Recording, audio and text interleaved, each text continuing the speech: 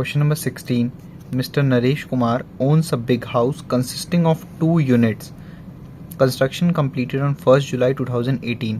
Mr. Naresh Kumar एक big house के owner हैं और उसमें 2 यूनिट हैं. ठीक, 1 यूनिट इज, अब यहाँ पे 2 यूनिट है, पोर्शन कुछ भी नहीं बताया है कि हाफ पोर्शन है कि 1/3 है, तो हम मानेंगे ये एक पोर्शन आधा यूनिट है और दूसरा पोर्शन भी आधा यूनिट है. तो फर्स्ट यूनिट जो है ये वाला, वो let out for residential purpose on a monthly rent of ₹2000. However this unit remained vacant for 3 months, January, February and March 2024. अब इस डेट से पहले तो ये समझो अभी असेसमेंट ईयर कितना चल रहा है, 24-25, यानी कि प्रीवियस ईयर हमारा क्या होगा, 1 अप्रैल 2023 से लेकर 31 मार्च 2024 तक. तो अप्रैल मई जून जुलाई अगस्त सितंबर अक्टूबर नवंबर दिसंबर 9 महीने इस घर में एक किराएदार रहा था. लेकिन जो लास्ट के 3 महीने हैं यानी कि जनवरी, फरवरी और मार्च, उसमें क्या हुआ था, कोई किराएदार नहीं रह रहा था उस समय. January, February, March during the previous year when it was used by Mr Naresh Kumar for his own residence.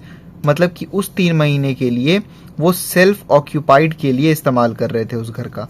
और ऐसा क्वेश्चन हमने क्वेश्चन नंबर 15 में देखा था कि जब भी कोई भी सेम यूनिट ही लेट आउट भी हो रहा हो और सेल्फ ऑक्यूपाइड भी हो रहा हो, तो हम सिर्फ और सिर्फ उसको लेट आउट वाले से सॉल्व करेंगे. बस हमको इतना ध्यान रखना होगा कि जितने महीने किराए पे था केवल उतना ही एक्चुअल रेंट लेंगे, यानी कि यहाँ पे वैकेंसी वाला केस नहीं लेंगे क्योंकि वो 3 महीने वो सेल्फ ऑक्यूपाइड था. ठीक, तो यहाँ पे हम सीधे 9 महीने का बस रेंट लेके ये आधा पोर्शन सॉल्व कर देंगे. ठीक, आगे बढ़ते हैं. The second units half portion is used by Mr. Naresh Kumar for the purpose of profession, while the remaining half portion is used for his own residence for full year. सबसे पहले तो आप ये जो लिखा है कि the second units half portion, इसको देख के कंफ्यूज हो गए होगे. पहले तो ये समझो, ये घर है पूरा नरेश कुमार का.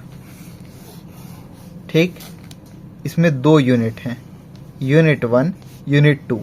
कुछ नहीं बोला था तो हमने माना कि ये भी हाफ पोर्शन, ये भी हाफ पोर्शन. ठीक, पहला वाला घर बोल रहा है कि पहले 9 months यानी कि अप्रैल से लेकर दिसंबर तक ये लेट आउट पोर्शन था और जनवरी से लेकर मार्च यानी कि 3 महीने के लिए सेल्फ ऑक्यूपाइड. और हमने सीखा है जब सेम ही यूनिट लेट आउट भी हुआ हो और वो खुद भी रह रहे हो तो जितने महीने वो किराए पे दिया हो बस उतने महीने का रेंट लेके सॉल्व कर देना. इस क्वेश्चन को सेल्फ ऑक्यूपाइड वाला सॉल्व करने की नहीं जरूरत है. ठीक, अब आओ सेकेंड यूनिट में.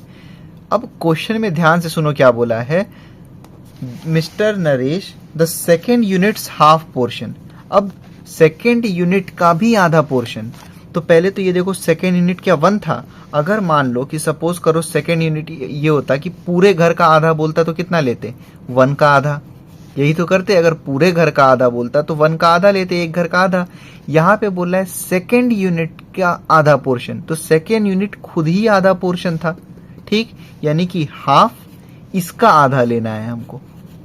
तो 1/4 पोर्शन की बात कर रहा है. ये 1/4 कैसे आया समझ में आया, बोला है सेकेंड यूनिट का आधा पोर्शन. तो जैसे कि एक पूरे घर का आधा कैसे निकालते हो, 1 × 1/2. तो आधे घर का आधा कैसे निकालोगे, 1/2 का आधा यानी कि 1/2 मल्टीप्लाई बाय 1/2. तो ये समझ गया, ये हो गया आधे घर का भी आधा जिसको कहते हैं 1/4 और 1/4. तो सेकेंड यूनिट में 1/4 यूज हो रहा है प्रोफेशन के लिए और जो बचा हुआ 1/4 है वो किस लिए यूज हो रहा है, वो हो रहा है ओन रेजिडेंस के लिए यानी कि सेल्फ ऑक्यूपाइड के लिए. तो जिसने भी पहली वीडियो देखी होगी उसको पता होगा कि जो प्रोफेशन वाला यूज होता है उसका कोई भी कैलकुलेशन हम नहीं करते हैं इनकम फ्रॉम पीजीबी मतलब हाउस प्रॉपर्टी में. तो इसको एकदम निगलेक्ट कर देंगे, प्रोफेशन वाले को नहीं कैलकुलेट करना होता है. ठीक, अब ये जो लेट आउट वाला बच गया इसको सॉल्व करेंगे हम, और जो 1/4 वाला सेल्फ ऑक्यूपाइड है बस इसको सॉल्व करेंगे. ठीक, अब ये ध्यान रखना जब ये वाला सॉल्व कर रहे होगे तो यहाँ पे जो भी टैक्स, म्युनिसिपल वैल्यू या कोई भी घर से रिलेटेड कुछ भी आइटम होगा उसका केवल आधा पोर्शन लेना। और जब ये सेल्फ ऑक्यूपाइड वाला सॉल्व कर रहे होगे तो इसमें तो एनुअल वैल्यू सीधे नहीं लेते हैं, अगर इंटरेस्ट ऑन प्रीवियस ईयर और कंस्ट्रक्शन पीरियड हुआ तो वो सब कैलकुलेट करेंगे इसका। और लोन ध्यान रखना है, यहाँ पे जैसे इंटरेस्ट रहेगा तो केवल आधा इंटरेस्ट लेंगे, यहाँ पे 1/4 इंटरेस्ट लेंगे। ठीक है, ये सब चीजें ध्यान रखना। His expenses regarding the house were municipal taxes paid rupees 10,000 at 20% of municipal value। पहले तो ये देखो 10,000 का ये लेट आउट वाले में आधा पोर्शन है लेट आउट, तो 10,000 का आधा यानी कि 5,000 रुपये यहाँ पे म्युनिसिपल टैक्स लेस हो जाएगा। ठीक, बाकी म्युनिसिपल टैक्स का यहाँ कोई काम नहीं आएगा क्योंकि सेल्फ ऑक्यूपाइड में हम सीधे एनुअल वैल्यू नील ले लेते हैं। ये सब फर्स्ट वीडियो में मैंने समझा रखा है, प्लेलिस्ट की फर्स्ट वीडियो में जाओ, इंट्रोडक्शन में मैंने सब समझाया है। ठीक है, तो इसमें तो एनुअल वैल्यू ही नील होता है, तो इसमें तो टैक्स का काम ही नहीं है। आगे बढ़ते हैं। ये जो बोला है 20% ऑफ म्युनिसिपल वैल्यू, तो इसकी मदद से हम क्या करेंगे, म्युनिसिपल वैल्यू का अमाउंट निकालेंगे, वो काम आएगा ना हमको लेट आउट में। तो यहाँ लिखेंगे municipal value, municipal tax is equal to 20% of municipal value. यहाँ म्युनिसिपल टैक्स की वैल्यू पुट कर देना, फिर ये म्युनिसिपल वैल्यू का आ जाएगा, ये मैं निकाल के दिखाऊंगा आपको। ठीक है, फिर है रिपेयर 5,000, इसका कोई भी ट्रीटमेंट नहीं होता इनकम फ्रॉम हाउस प्रॉपर्टी में। अब यहाँ इंपॉर्टेंट है, interest on loan taken for renewal of the house rupees 20,000। House को रिन्यू करने के लिए लोन लिया गया है, ठीक, घर के लिए, तो उसका इंटरेस्ट जा रहा है 20,000। अब ध्यान देना, ये पोर्शन आधा है लेट आउट के लिए, तो इंटरेस्ट कितना है 20,000, उसका केवल आधा पोर्शन यानी कि 10,000 रुपये यहाँ लेस होगा। अब आओ यहाँ पे, प्रोफेशन वाले को तो कैलकुलेट ही नहीं करते हैं, जो पोर्शन खुद के प्रोफेशन के लिए इस्तेमाल करता है ओनर, उसका कोई कैलकुलेशन नहीं होता है। और जो ये वाला है जहाँ पे ये खुद रह रहे हैं, तो ये कितना पोर्शन है 1/4, तो 20,000 का 1/4 निकाल लेना और जो अमाउंट आएगा उसको यहाँ पे इंटरेस्ट ऑन प्रीवियस ईयर में लेस करना। ठीक है, ठीक है। और ये जैसे मैंने बताया फॉर हिज प्रोफेशन, ये वर्ड ध्यान रखना, मतलब खुद के प्रोफेशन के लिए इस्तेमाल कर रहे हैं तो नहीं कैलकुलेट होगा। अगर यही चीज ये किसी को रेंट पे दिए होते और वो वहां पे अपना प्रोफेशन कर रहा होता तो यहाँ हम इसको लेट आउट का लेके सॉल्व कर देते, लेकिन यहाँ पे ये खुद ही प्रोफेशन कर रहे हैं तो उसका कोई कैलकुलेशन नहीं होता है। ठीक, फिर ये ग्राउंड रेंट, इसका कोई कैलकुलेशन नहीं होगा हाउस प्रॉपर्टी में। एनुअल चार्ज, इसका भी कोई कैलकुलेशन नहीं होता है हाउस प्रॉपर्टी में। फायर इंश्योरेंस प्रीमियम, इसका भी डिडक्टेबल नहीं होता है। फिर taxable income from house property हमको कैलकुलेट करना है। सॉल्यूशन देखते हैं 16 का। कंप्यूटेशन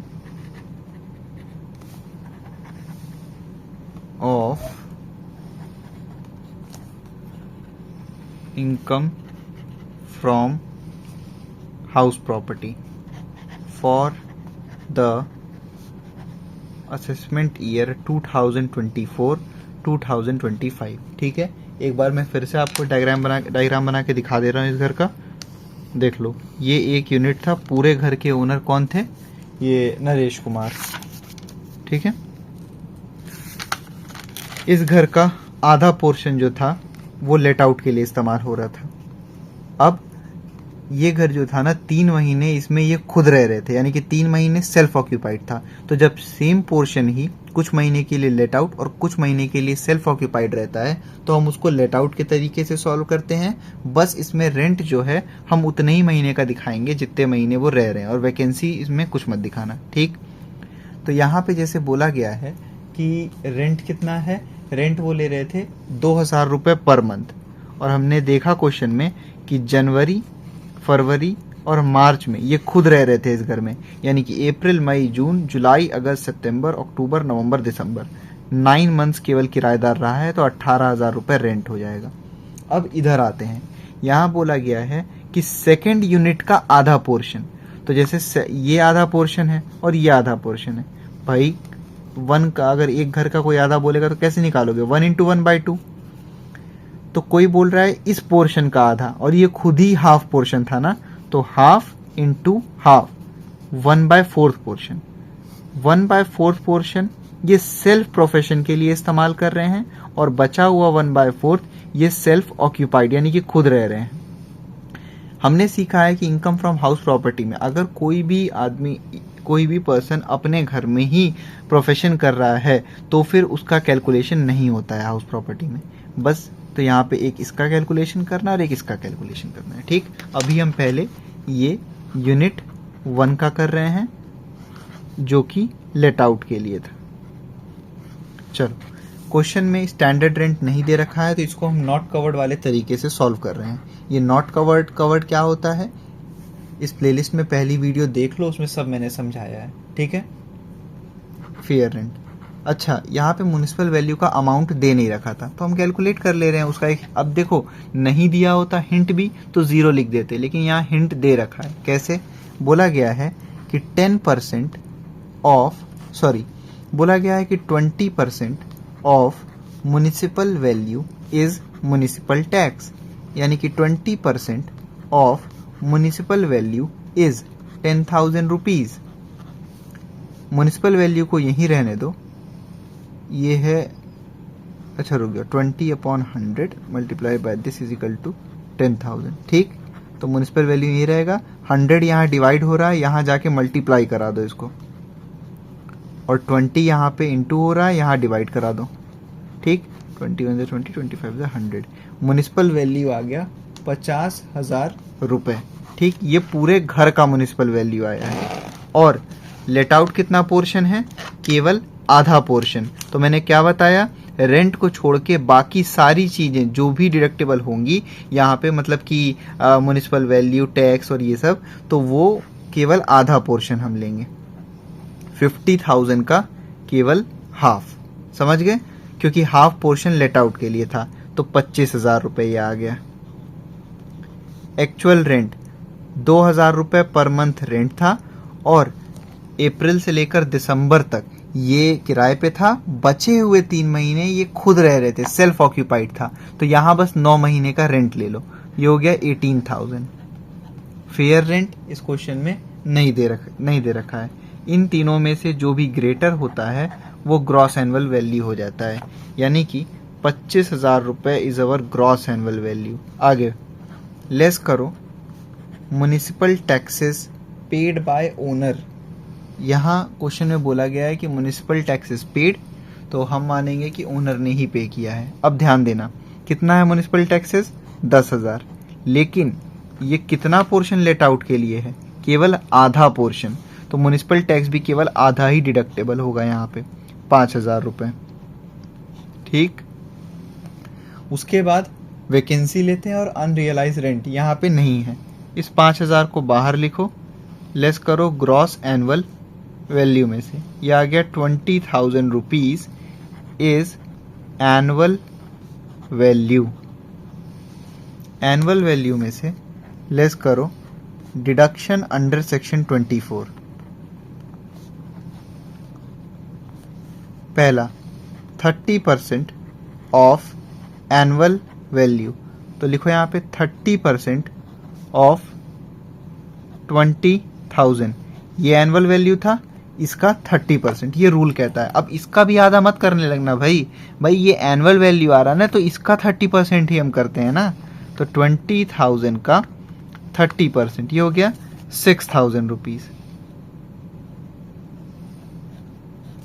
फिर इंटरेस्ट ऑन प्रीवियस ईयर, मतलब कि घर से अगर रिलेटेड लोन होता है तो उसका इंटरेस्ट। तो क्वेश्चन ने बोला है interest on loan taken for renewal of house, house के रिन्यूअल के लिए लोन लिया गया था, उसका इंटरेस्ट जा रहा है 20,000 रुपए। अब ध्यान देना, पूरे घर का लोन जा रहा है 20,000, कितना पोर्शन लेट आउट है? केवल आधा पोर्शन, तो केवल 20,000 का आधा यहाँ पे डिडक्टेबल होगा, यानी कि 10,000। बाकी इंटरेस्ट ऑन कंस्ट्रक्शन पीरियड यहाँ पे नहीं कैलकुलेट होगा। क्यों नहीं? अब देखो, क्योंकि कैलकुलेट होने के लिए मैंने बताया है 3 कंडीशन पूरी होनी चाहिए। पहला, लोन जिस दिन लिया गया हो उसका डेट, दूसरा लोन का अमाउंट और परसेंटेज, तीसरा घर का कंस्ट्रक्शन कब कंप्लीट हुआ है तो वो। तो यहाँ पे ना ही लोन का डेट दे रखा है, ना ही लोन का अमाउंट और परसेंटेज दे रखा है, और बस वो दे रखा है कि कंस्ट्रक्शन कब कंप्लीट हुआ है, लेकिन पहले दो इंफॉर्मेशन नहीं दिए हैं ना, तो कैसे कैलकुलेट करोगे? तो वो हो गया नील। तो बस इन दोनों को बाहर लिखो। 10 + 6 16,000, 4,000 रुपये जो है वो आपका आ जाएगा इनकम फ्रॉम हाउस प्रॉपर्टी। ये लेट आउट वाले पोर्शन का आ गया, इनकम फ्रॉम हाउस प्रॉपर्टी। ठीक, अब हम इस पोर्शन का हम कैलकुलेट कर चुके हैं। अब हम इसका जा रहे हैं कैलकुलेट करने। इसका तो मैंने बता दिया, जब कोई भी एसएससी अपने घर में ही प्रोफेशन कर रहा होगा तो उस पोर्शन का कैलकुलेशन नहीं होता है इनकम फ्रॉम हाउस प्रॉपर्टी में।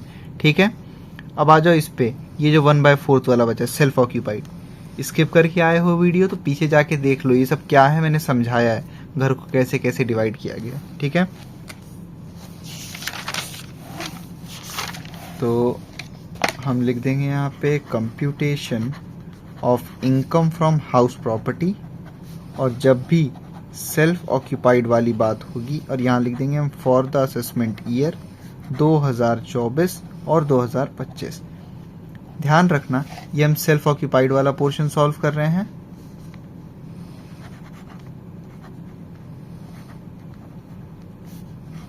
कितना पोर्शन? केवल 1/4 पोर्शन। ठीक है, सेल्फ ऑक्यूपाइड का रूल कहता है कि सीधे एनुअल वैल्यू लिखो 0, यानी कि इसमें ग्रॉस एनुअल वैल्यू और ये सब कैलकुलेट करने की जरूरत ही नहीं है। फिर लेस करो यहाँ पे डिडक्शन अंडर सेक्शन 24। सबसे पहला 30% ऑफ एनुअल वैल्यू। जब एनुअल वैल्यू ही नील है तो 30% भी नील आएगा। आगे बढ़ो, इंटरेस्ट ऑन प्रीवियस ईयर, पूरे घर का इंटरेस्ट था 20,000। ठीक, अब ये बताओ मुझे कितना पोर्शन सेल्फ ऑक्यूपाइड है? 1/4। तो इंटरेस्ट ऑन प्रीवियस ईयर केवल 1/4 ही अलाउ होगा। 20,000 का 1/4 यानी कि 5,000 रुपये। इंटरेस्ट ऑन कंस्ट्रक्शन पीरियड नहीं कैलकुलेट होगा। क्यों? सॉरी, मेरे फ़ोन में स्टोरेज खत्म होने की वजह से यहाँ से वीडियो ही कैंसिल हो गई थी, और मैं वैसे ही बोलते बोलते पूरा वीडियो बना गया था, तो पूरा मेरा आंसर भी आ गया। तो मैं बस आपको यहाँ से बोल के दोबारा से बता दे रहा हूँ क्या क्या बोला था मैंने। देखो यहाँ पे ये इसमें से मैंने 5,000 रुपीज़ जब लेस कर रहा था, फिर उसके बाद हम थे इंटरेस्ट ऑन कंस्ट्रक्शन पीरियड पे। तो भाई इंटरेस्ट ऑन कंस्ट्रक्शन पीरियड इसलिए नहीं कैलकुलेट होगा क्योंकि उसकी 3 कंडीशन होती है। पहली कि लोन कब लिया गया हो वो डेट दिया हो, दूसरा लोन का अमाउंट और परसेंटेज दिया हो, और तीसरा कि कंस्ट्रक्शन कब कंप्लीट हुआ है घर का। ये दोनों चीज़ें पता थी, ये दोनों चीज़ें नहीं पता है, केवल तीसरी चीज़ पता है। तो कैसे कैलकुलेट करोगे? इसीलिए इंटरेस्ट ऑन कंस्ट्रक्शन पीरियड नील। तो 0 में से 5,000 रुपये आप लेस करोगे तो ये हो जाएगा कितना? 5,000 rupees loss from house property. ठीक है, अब आ जाओ यहाँ पे सेल्फ प्रोफेशन वाले पे जो 1/4 था, उसको मैंने बता दिया कि this income is not considered while calculating house property income. ठीक, अब टोटल इनकम यानी कि taxable income from house property कैसे कैलकुलेट करोगे? बस यूनिट 1 से लेट आउट से कितनी इनकम हुई है मिस्टर नरेश कुमार को? 4,000 रुपये की। यूनिट 2 से यूनिट 2 2 पोर्शन में डिवाइड था, तो सेल्फ ऑक्यूपाइड वाले से हुआ है 5,000 का, बाकी सेल्फ प्रोफेशन वाला कैलकुलेट होता ही नहीं है।